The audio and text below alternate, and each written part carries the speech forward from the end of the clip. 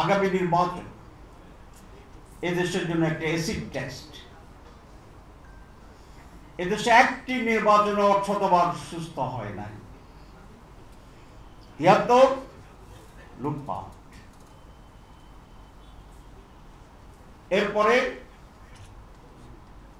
প্রথম হানা ভোট যেটা হয়েছিল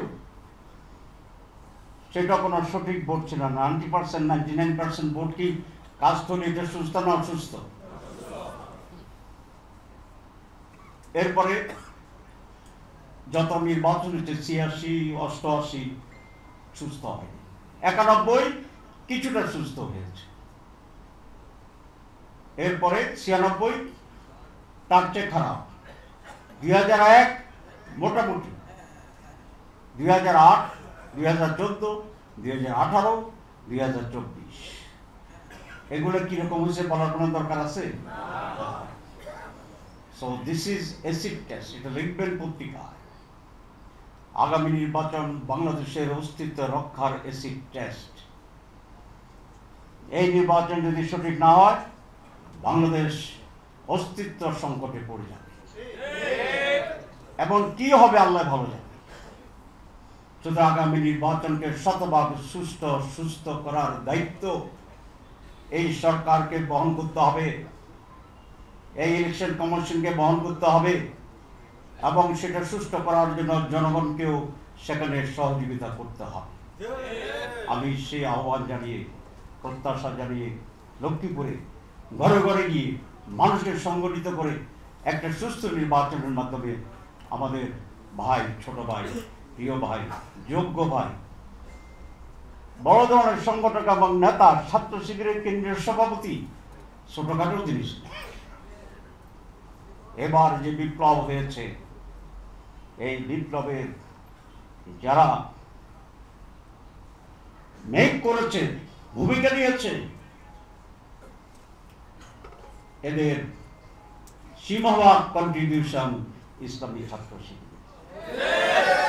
শিবিরকে অভিনন্দন জানাই একটি বিশাল কাজের জন্য। এত যোগ্যতার সাথে ভূমিকা নিয়েছে, বিপ্লবের আগে আমাদের বন্ধুরা টেরে পায় নাই যেটা শিবিরের কাজ।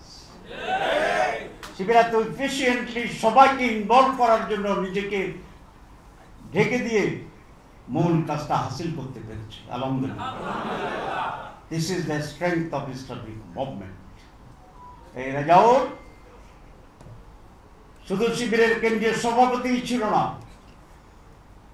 ৫ই গণ অভ্যুত্থানের অন্যতম নায়ক ছিল।